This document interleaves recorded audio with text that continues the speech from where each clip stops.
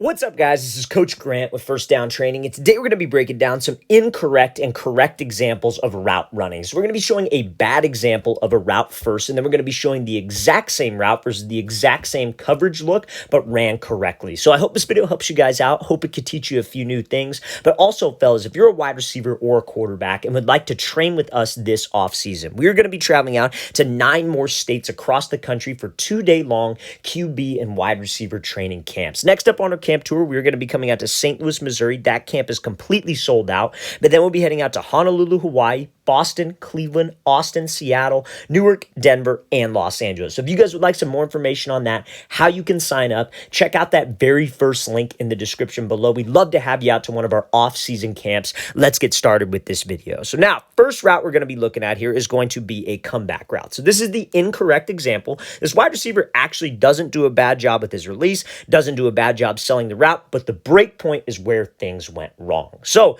obviously when you guys are running routes, we want to make this DB think that I'm doing what? We want to make him think that I am running a fade. So when you're trying to get this DB to commit his hips, turn his hips, run full speed, and think that we're running deep, we got to do 3 specific things. Number 1, I got to maintain a good stride. I don't want to be that guy that comes off the ball, runs full stride, and then as soon as I get to that break point, I start chopping my steps because that lets that DB know I'm making a break. Number 2, I don't want to be the guy that gets 2 yards before the break point and then I start to slow myself down, because when I slow down, a DB slows down. A DB is not only watching my hips, but he is also trying to match my speed. And so if I slow down, DB's going to slow down and he has an easier time to make a play. And then last but not least, we got to make sure we have good pad level. I don't want to be that guy that raises my chest up in the air before snapping down. So when I'm doing all of those things, obviously we're moving pretty hard. So it's very, very difficult, or much easier said than done, I should say, to make a sharp cut at the top of the break. So to make that sharp cut, when you drop, you need to do something called snap down. You don't want to be that guy that beats the drum, where he does all these fast hand movements, choppy steps, and takes an hour at the break point. You want to get in and out of this thing fast. So you need to do something called a trigger step. And that trigger step is what this wide receiver does with this inside foot. That's the step that snaps you down, drops your hips, except this wide receiver does not get low enough on the trigger step, and that's what allows the DB to recover. Because when you're moving with that kind of speed, your break point has to be so sharp. The technique has to be so precise to help you get out on a dime. On a comeback route, you're breaking it. Let's say it's like, so let's go back to the start here. So this is probably like a 15-yard. We got 5, 10, let's say, 15-yard comeback. You don't want to break at 15 and then end up at like 17 because you drifted forward. And a lot of guys will drift forward because they simply just don't drop their hips down enough. A lot of guys think they're getting low, but what they will do is they will bend at their waist. And that's what this wide receiver does. So when you're moving with that kind of speed and your chin goes past your knees, over your chest goes over your knees, and you have all this momentum going forward, you are going to drift forward. And you see how this wide receiver drifts maybe about 2-3 yards. And when you drift forward, that just gives that DB time and space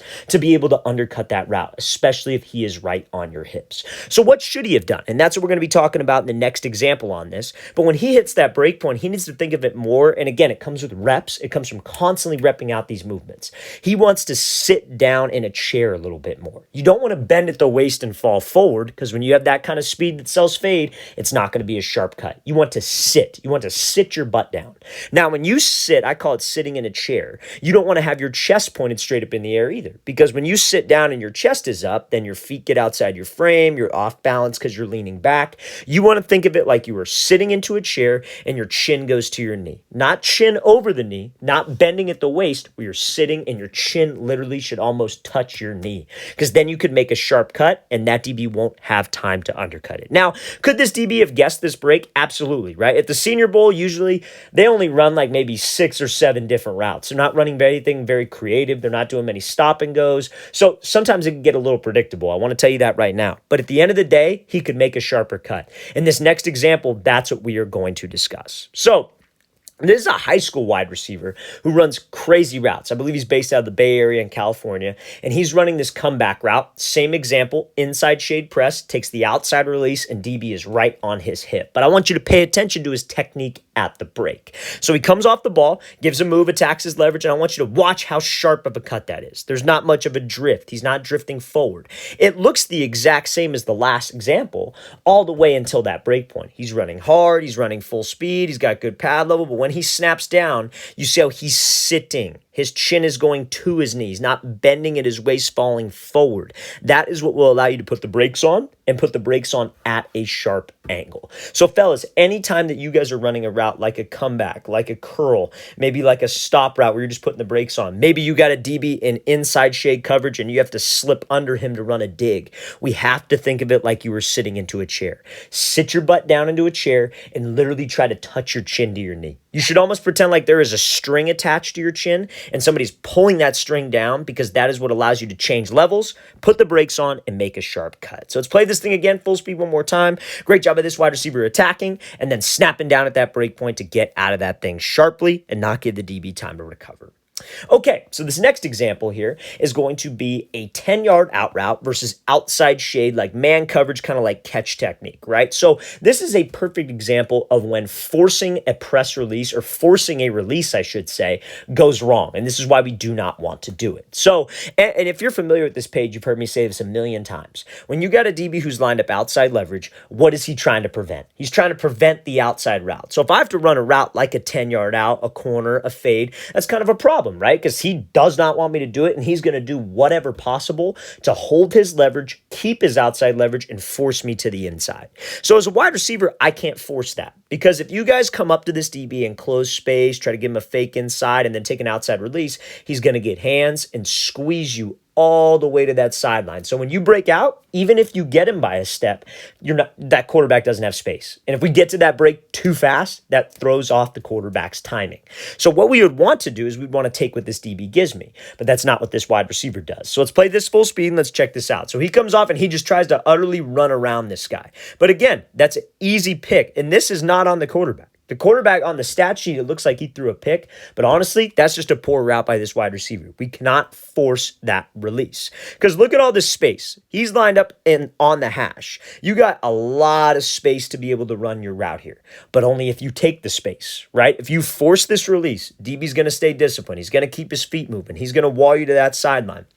And you might be the fastest wide receiver in the country, and you might get this DB by a step, but if you're only giving your quarterback maybe 6 yards to throw you open with a DB right on your hip, that is not enough space, guys. The sideline is another defender on the field as well.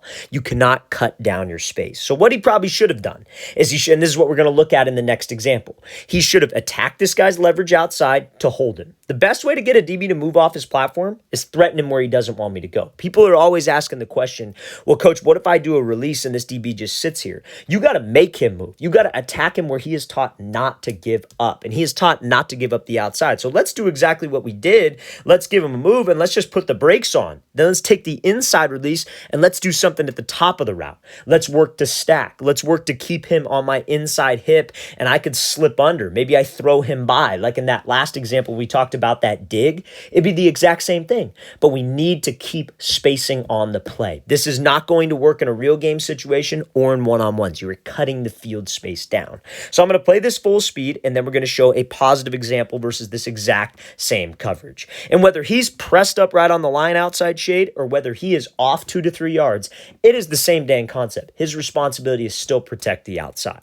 So this is Garrett Wilson here from a similar alignment on the field, right? So he's the outside wide receiver in this case, but he has a reduced split. So he is cut down and he's lined up closer to the lineman, right? Closer to the right tackle in this case. So this is probably to the boundary. It's not necessarily to the field. So even more so, we can't sacrifice spacing on this type of play. So let's watch what he does here. So he comes off the ball, he attacks the DB, takes the inside release, and look at the amount of space he gives the QB to throw him open, because he didn't force the release. You got outside leverage, dude. The best way to get this guy to move, let's actually threaten him. The best way to get a DB to open up his hips, move off the platform, overcommit, threaten him where he doesn't want you to go.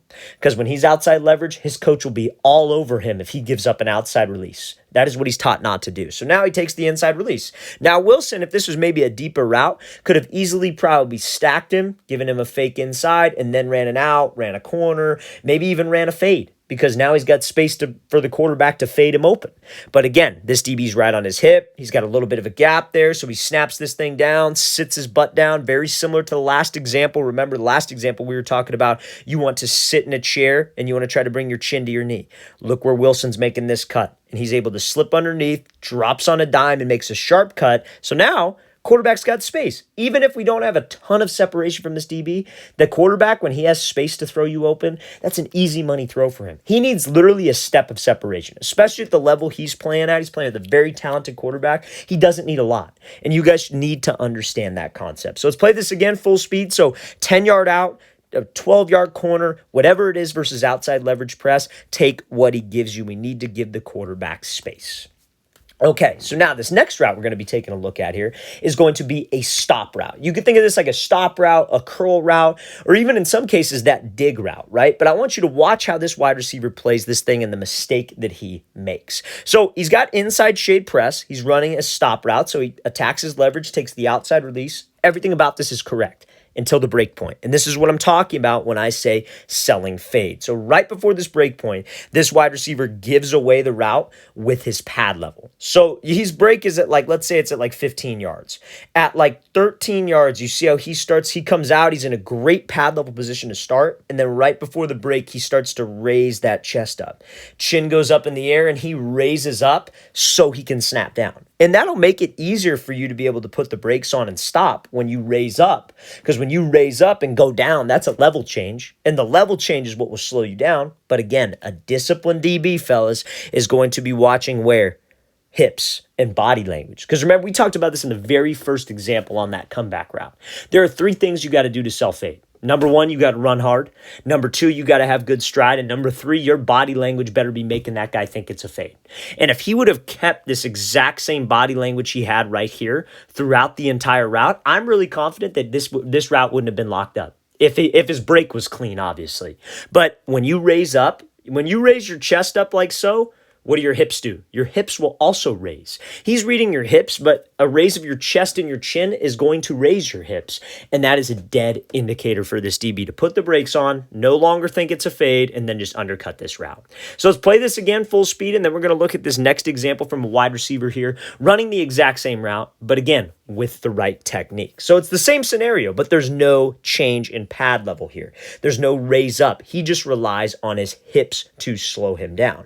So again, inside shade, he attacks him, takes the outside release, running full speed, running full stride, good pad level, no change. There's literally not a change. I could take a photo of his pad level at 5 yards and take a photo of his pad level at 12 yards, and it is the exact same. So now, I say pad level, and sometimes a lot of people don't know what I mean by that, right? Like, where's the right position with your pad level? It's one thing for me to say, hey, keep a good pad level, but what do you mean by that? Where exactly do you want your pad level? And a good gauge that I would say that helps wide receivers is you don't want to be leaning forward, because I've seen a lot of wide receivers who try to keep a good pad level, but their chest is like way past their knees. They're almost falling forward. They can't lengthen their stride. It doesn't look smooth. You want to be chest is just slightly ahead of your waist. If you get your chest slightly ahead of your waist and you keep your chin down, you don't want to run with your chin up in the air. You don't want to raise your chin right before the break. Chest slightly ahead of the waist, chin stays down. That is a good pad level position. Because then all you got to worry about is running hard and running fast. And when you have that perfect pad level, that DB, trust me, is not going to have an indicator by that. The only 2 indicators remaining would be choppy steps before the break or slowing down. Now listen, like I said in the very first example, that's why I started with that comeback. It's, again, you could sell the fade, you could run hard, you could run good stride, have a good body language, but if you don't trust your hips and you don't have the right technique at the top of the break, you're not going to be able to get in and out of this break. And I want you to, again, to watch what this wide receiver does. He sits down, and where's his chin? Is his chin over his knee or is chin to the knee? Chin to the knee. You don't have to actually touch your chin to your knee, obviously. But if it's even with your knee and you're sitting in that chair, that is a balanced position, and that's going to allow you to put the brakes on a dime. If you can do all those things selling fade, and that pad level is photo at 5 yards, photo at 12 yards, the exact same, and you have this type of break, fellas, they can't guard that route. Let's play this thing again, full speed one more time. Great job by this wide receiver attacking, pushing up vertical, and then putting those brakes on.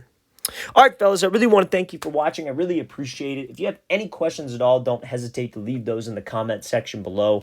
Always appreciate the feedback. It's always great to hear from you guys as usual. And again, fellas, if you would like to come out and train with us in 9 more states this offseason, we're coming out to St. Louis, Missouri, all the way to Los Angeles, California. Check out that very first link in the description below. We'd love to have you out to one of our off-season camps. I'll see you guys next time.